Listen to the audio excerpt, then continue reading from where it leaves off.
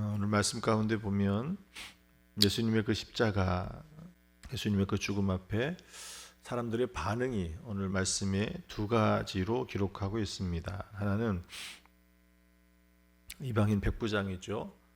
그의 반응은 어떻습니까? 47절에 있는 말씀에 보면 백부장이 그 된 일을 보고 하나님께 영광을 돌려 이르되 이 사람은 정녕 의인이었도다라고 이야기를 합니다.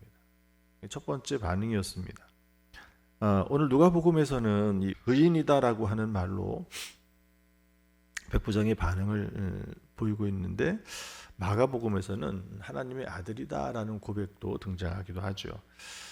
자, 여러분 교재 보시면 밑에서 문단 누른 두 번째 문단 47절 말씀 밑에 있는 내용을 보면 마가복음에서는 하나님의 아들이라는 고백이 나오지만 누가는 의인이라는 표현을 택합니다. 이는 누가복음 전체에 흐르는 주제와 연결됩니다. 누가는 예수님을 죄 없으신 분, 그러나 죄인들 사이에 서 계신 의인으로 보여줍니다. 세 번이나 빌라도는 예수님에게서 죄를 찾지 못했고 강도 중 한 사람도 예수님의 무죄를 인정했습니다. 라고 기록을 해요. 이 표현은 어떻게 보면 예수님께서 이 땅에 오셔서 마지막 그 십자가가 무엇인가라고 하는 것을 보여주는 자리죠. 구약에 있어서는 우리의 죄를 하나님과 관계가 끊어진 그 자리를 다시 회복하는 방법으로 주신 것이 무엇입니까? 그 죄는 생명으로밖에 해결할 수 없는데 하나밖에 없는 인간의 생명으로 그 죄의 문제를 해결할 수 없지 않습니까? 그래서 인간을 대신한 짐승의 피로 하나님께서는 그것을 대신하게 하셨습니다. 그러나 예수님께서 이 땅에 오신 목적은 무엇이죠? 하나님께서는 그렇게 우리가 하나님 앞에 그 죄의 문제를 해결할 수 있는 길을 주셨음에도 불구하고 어떻습니까? 그 짐승의 피가 계속해서 반복됨에도 불구하고 그 죄는 사라지지 않았습니다. 또 때로는 어떻습니까? 하나님께서 이스라엘 백성들이 새해를 시작할 때 무엇으로 시작하게 하셨습니까? 새로운 소망과 기쁨과 하나님 주시는 그 놀라운 은혜 가운데 시작하게 하신 것이 아니라 회개로부터, 속죄로부터 시작하게 하셨어요. 그 속죄일의 마지막 끝날이 무엇이었습니까?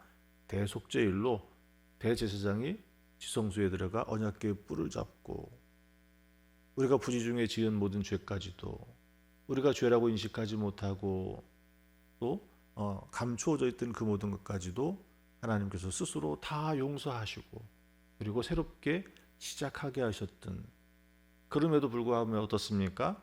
그들이 그 날을, 그 해를 하나님의 은혜 가운데 거룩한 백성으로 하나님의 성품을 닮아 그렇게 살아갔습니까?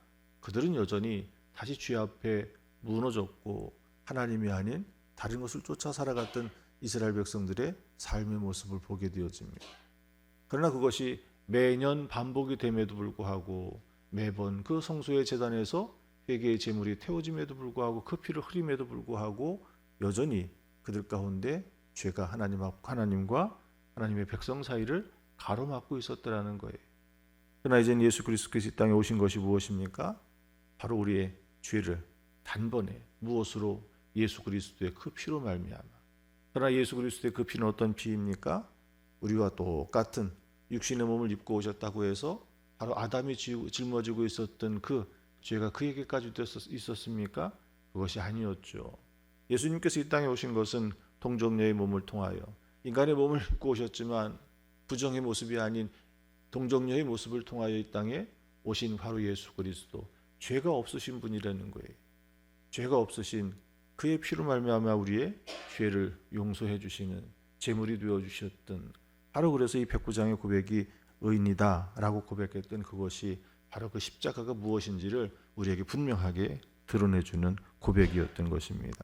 또 한 가지 두 번째 반응은 어디에 있습니까? 48절에 있는 말씀에 보면 거기에 무리들의 반응입니다. 이를 구경하러 모인 무리도 그 뒷일을 보고 다 가슴을 치며 돌아가고 라고 그래요. 물론 이 고백과 다른 복음서에 있는 고백들을 보면 어떻습니까? 예수님께서 십자가에 달리셨음에도 불구하고 우리의 죄를 대신해서 그 십자가에 달리셨음에도 불구하고 어땠습니까? 한편의 강도는 끝까지 예수님을 저주하고 부정했지요. 또 많은 십자가 밑에 있던 사람들도 어떻게 했습니까? 바로 그 예수를 조롱했습니다. 그 십자가에서 뛰어내려 보라고. 그 십자가를 쥐는 것을 보니 저도 죄인이었다고. 그러나 오늘 누가의 기록에 보면 그 무리들 중에 어떤 사람들이 있었습니까? 가슴을 치며 돌아간 사람들이 있었더래요. 이 가슴을 치는 것이 무엇을 말합니까? 성경에 보면 하나님 앞에 죄를 깨닫고 회개하는 사람들의 모습이 어떻죠? 오늘 여기에 나와 있는 말씀처럼 자기의 가슴을 치고 옷을 찢고 죄를 뒤집어 쓰고 굵은 베옷을 입고 하나님 앞에 통곡하고 자백했던 모습이 회개의 모습이에요. 오늘 십자가 앞에 누가 있었던 것입니까? 예수님을 비난하고 조롱하고 예수님을 메시아로 믿지 않는 사람도 있었지만, 그러나 오늘 말씀 가운데 그렇게 가슴을 치며 돌아가는 사람, 그 무리들이 있었더라고 하는 거예요. 여러분, 교제 마지막 문단을 보면 누가는 십자가 앞에서의 회개의 반응을 강조합니다. 단순히 놀라움이나 공포가 아니라 가슴을 치는 통회입니다. 십자가는 단지 하나님의 사랑을 보여주는 자리만이 아니라 인간의 죄를 드러내는 자리입니다. 그리고 그 죄를 깨달은 자는 가슴을 치며 돌아갑니다. 바로 그 십자가, 우리의 죄를 씻어주는, 용서하시는 하나님의 은혜와 사랑의 자리이지만, 또 하나 그 십자가를 대면할 때 무엇이 드러나지는 거예요? 우리의 죄가. 그리고 그 죄를 직면한 사람들은 어떻습니까? 그 십자가 앞에서 회개하는 놀라운 역사가 일어나더라는 거예요. 근데 오늘 우리가 한 가지 더 기억해야 될 것은 무엇이냐면, 여러분 이 교재 뒷면에 보시면 세 번째 문단입니다. 가슴을 치는 사람은 자신의 죄를 본 사람입니다. 십자가는 남의 죄를 고발하는 자리가 아니라 나의 죄를 직면하는 자리입니다. 우리는 예수를 알고 있다고 말하면서도 삶으로는 부인해 왔습니다. 우리의 무관심, 우리의 타협, 우리의 침묵이 그분을 그 자리에 세운 것은 아닌지 돌아보게 됩니다. 여기서 좀 귀 기울여야 될 것이, 십자가는 어떤 곳이라는 거예요? 나의 죄가 드러나주고 나의 죄로 말미암아 가슴을 치며 회개했던 바로 그 자리가 오늘 우리의 십자가가 되어야 됩니다. 그래도 한편으로 어떤 일이 일어나는 거예요? 십자가 앞에서 남의 죄를 고발하는, 마치 이 모습을 보면 어떤 사람들이 기억이 납니까? 바리새인들, 사두개인들. 예수님께서 공생의 3년의 시간을 보내는 동안 바리새인들은, 사두개인들은 끊임없이 어떻게 했습니까? 그 둘의 사이는 함께 할 수 없는 사이예요. 사도 바울도 예루살렘에 올라갔을 때 그 이 심판정, 재판장 앞에서 결국은 그 위기를 모면하는 것이 무엇이었습니까? 바리새인과 사두개인들 간의 신앙의 갈등을 어떻게 굉장히 지혜롭게 대처한 거죠. 무엇을 이야기했습니까? 나는 바리새인으로. 그리고 무엇을? 예수 그리스도의 부활을 증거하고 있어요. 자, 거기에 어떤 소란이 일어나요. 바리새인과 사두개인이 다 바울을 똑같이 예수님처럼 고발하고 그도 죽이려고 했는데, 거기에 바울이 고백했던 예수의 부활, 그것이 사두개인들은 어떻습니까? 영혼을 믿지 않고 부활을 믿지 않는 그들에게 갈등이 된, 바리새인과 갈등의 촉발점이 되어버린 거예요. 그래서 거기에서 재판이 더 이상 진행되지 못하고, 그렇게 사도 바울은 그것을 몸에 피할 수가 있었습니다. 그런데 그들이 어떻게 했습니까? 그런 서로 함께할 수 없는, 대립할 수 없는 그들이 예수님 앞에서는 똘똘 뭉쳐가지고 어떻게 해요? 예수님을 정죄하고 예수님을 심판하려고 들었습니다. 그래서 생명했던 것이 무엇입니까? 제자들이 미리삭을 까부리는 모습을 보고 예수님에게 뭘 이야기해요? 너희의 제자들은 왜 안식일을 지키지 않느냐? 유대인들에게 지켜야 될 율법 중에 정말 철저하게 지켜졌던 것 중에 한 가지가 무엇입니까? 안식일 규정이에요.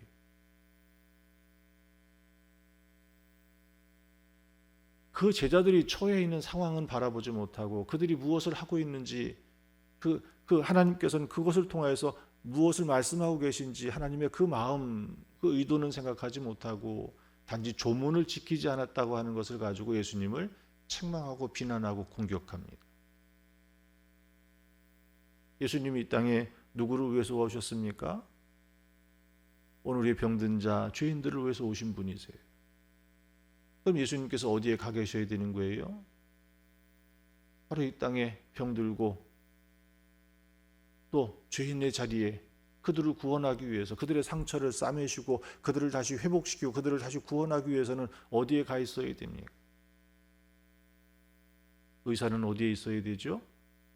건강한 사람들 사이에서 함께 웃고 함께 떠들고 그런 자리에 있습니까? 의사는 어디에 있어야 될 사람이에요? 환자들 사이에 있어야 되는 사람이에요. 그들의 상처를 돌보고 그들을 치유하고. 그런 예수님을 향하여서 바리새인들은, 유대인들은 뭐라고 비난합니까? 왜 너희의 스승은 저 부정한 사람들과 죄인들과 함께 밥 먹느냐라는 거예요. 그들과 어울리고. 그런 예수님도 어떤 사람이라는 거예요? 부정한 사람이라는 거예요.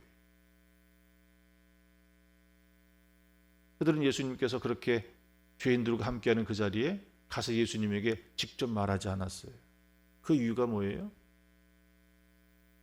예수님이 무서워서요? 그게 아니에요. 그 자리는 부정한 사람들이 있기에 자기들이 가면 자기들도 부정해진다고 생각했기 때문에 어떻게 한 거예요? 우회적으로 제자들에게 예수님을 비난하고 책망하고 있었던 거예요.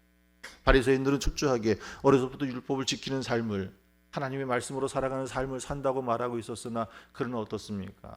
도리어 그 율법의 잣대를 가지고 하나님의 백성들을 더 어떻게 하고 있었던 거예요? 더 큰 굴레로 그들을 괴롭히고 있었던 거예요.